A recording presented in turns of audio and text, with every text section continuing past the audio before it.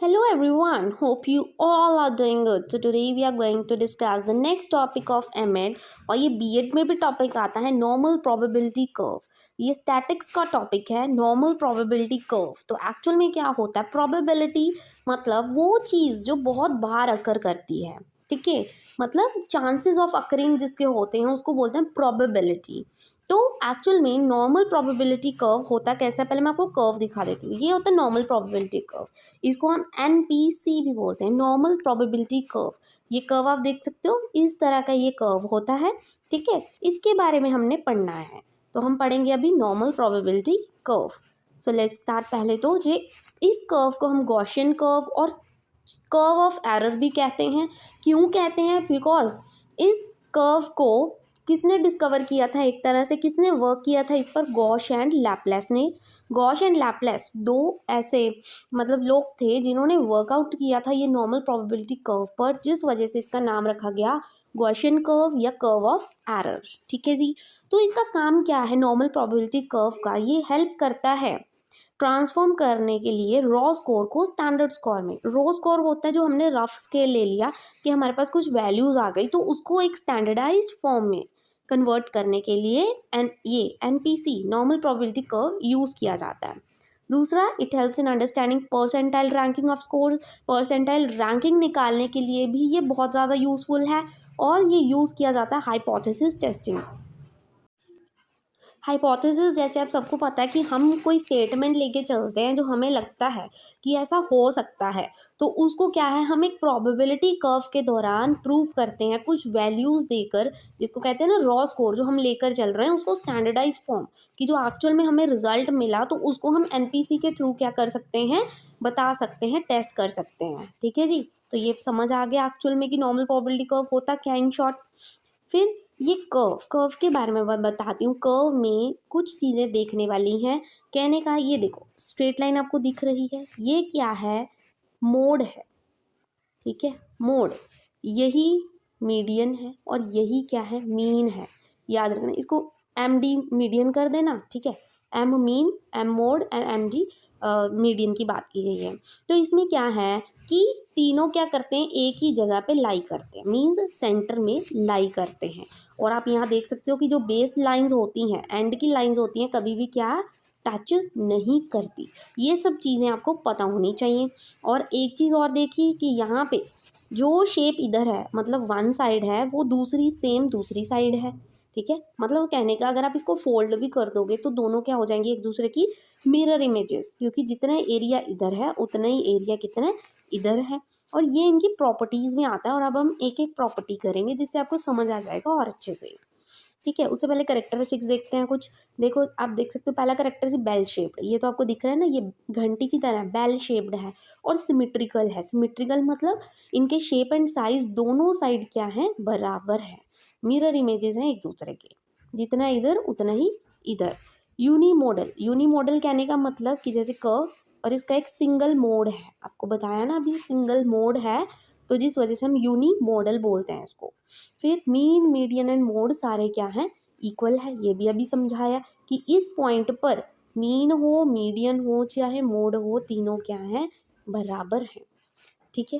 फिर ये कॉन्टिन्यूअस है, ठीक है, ये कॉन्टिन्यूअस है, कहने का मतलब ये रेगुलर चलता रहता है, ठीक है। उसके बाद highest ordinate at the centre, यही चीज़ बोली हुई है कि जो एक कर्व होता है उसका हाईएस्ट ऑर्डिनेट, पीक पॉइंट कहाँ पर है, सेंटर पर ही तो है, ठीक है। तो हाईएस्ट ऑर्डिनेट कहाँ है, सेंटर पर है।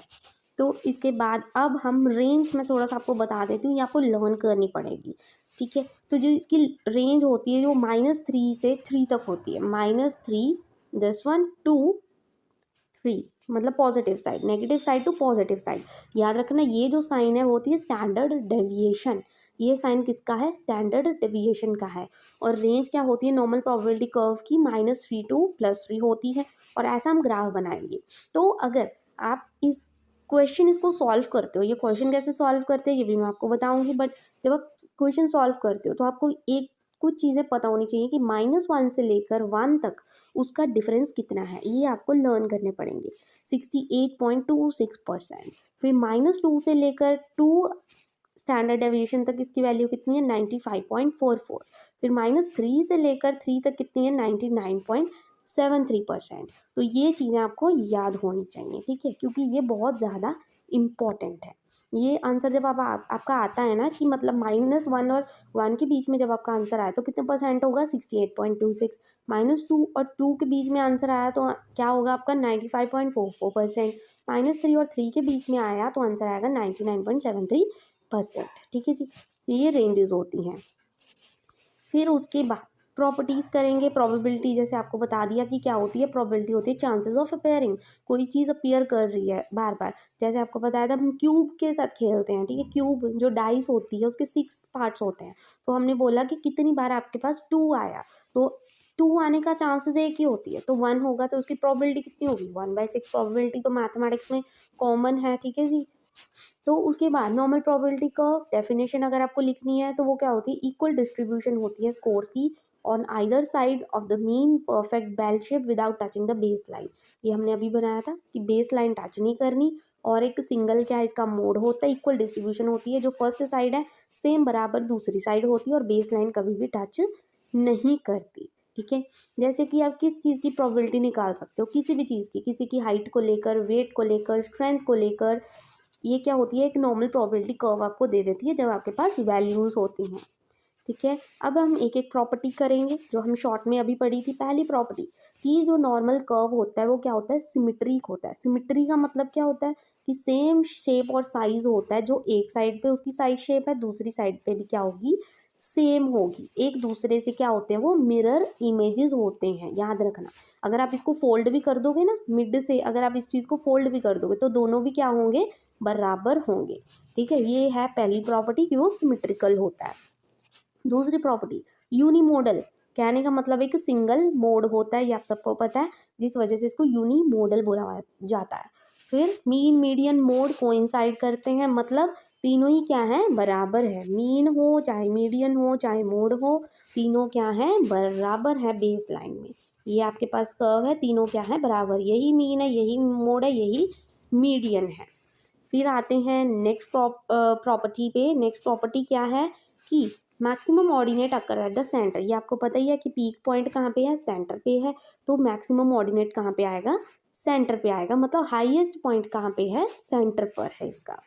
फिर नॉर्मल कर्व है जो स्मूथ कर्व होता है, ये तो हमें पता है, smooth curve as it is smoothness के साथ चलता है, ये हिस्टोग्राम नहीं होता और ये पीक्ड होता है। पीक्ड मतलब हाईएस्ट पॉइंट, यहाँ पर इसका हाईएस्ट पॉइंट अभी हमने पढ़ा, ठीक है, ये पीक्ड होता है, ये हिस्टोग्राम नहीं होता। हिस्टोग्राम भी आप सबको पता होगा क्या होता है।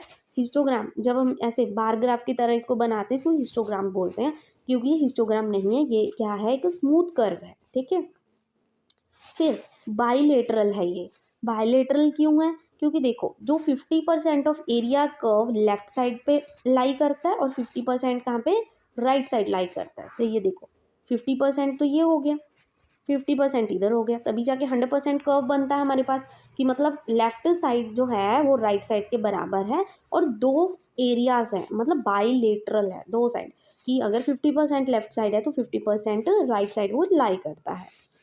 फिर ये आपने पढ़ लिया। उसके बाद ये स्मूथ होता है, बायलैटरल होता है, अभी हमने किया। Normal curve in a mathematics models of behaviouristic sciences, मतलब ये यूज़ किया जाता है मेजरमेंट करने के लिए, और इसकी कौन सी यूनिट होती है, दिस स्टैंडर्ड डेविएशन कहते हैं इसको, मतलब पॉजिटिव भी हो सकती है नेगेटिव भी, दिस वन। और ये किसका है, साइन यूनिट स्टैंडर्ड डेविएशन की, ठीक है जी, याद रखना। फिर उसके बाद the height of the curve declines symmetrically, की जो हाइट होती है उसकी क्या है, सिमेट्रिकली डिक्लाइन करती रहती है, मतलब जैसे जैसे कर्व मूव करता है वो क्या होता है, डिक्रीज होती रहती है। Normal probability curve the height decline symmetrically in either direction from the maximum point, maximum point से जितना इधर डिक्रीज करेगी उतना ही इधर डिक्रीज करेगी, याद रखना। और आप सबको पता है राइट साइड क्या है, पॉजिटिव, और दूसरी साइड क्या है, नेगेटिव स्टैंडर्ड डेविएशन हमें मिलती है। फिर उसके बाद जो नॉर्मल कर्व होता है वो असिम्प्टोटिक होता है टू एक्स एक्सिस। असिम्प्टोटिक कहने का मतलब कि ये दोनों डायरेक्शन में एक्सटेंड करता है, ये आप सबको पता है। देखो जितना इतना ये इधर एक्सटेंड किया उतना ही इधर एक्सटेंड करेगा, और इसकी वैल्यूज़ हमेशा नेगेटिव में आएगी और इसकी वैल्यूज़ हमेशा पॉजिटिव में आएगी, ठीक है जी। As the direction of mean increases to the curve approaches to the base line more and more closely. Simple है कि वो बेस लाइन टच नहीं करता और दोनों ही अगर इधर को इंक्रीज कर रहा है तो दूसरी साइड भी बराबर ही करेगा। ठीक है, तो ये है कुछ प्रॉपर्टीज जो नॉर्मल प्रोबेबिलिटी कर्व की हैं। और इसके बाद हम एक टॉपिक पढ़ेंगे स्क्यूनेस एंड कुर्टोसिस जो इससे ही रिलेटेड है, बट उससे पहले आपको कुछ प्रॉपर्टीज पता होनी चाहिए थी जिस वजह से मुझे ये वीडियो बनानी पड़ी। I hope today's video is useful for you. Thank you very much and please don't forget to like and subscribe my channel for further videos. और जैसे कि आप सबको पता है कि बीच में मैं +2 केमिस्ट्री और फिजिक्स का भी सिलेबस करवा रही हूँ और आपका एमएड बीएड का भी चल रहा है, तो प्लीज़ आप अगर आपको कन्फ्यूजन हो वीडियोस में कोई ना मिले तो आप सीधा प्लेलिस्ट में जाकर वहाँ पे एमएड वीडियोस फाइंड कर सकते हो। Thank you very much once again.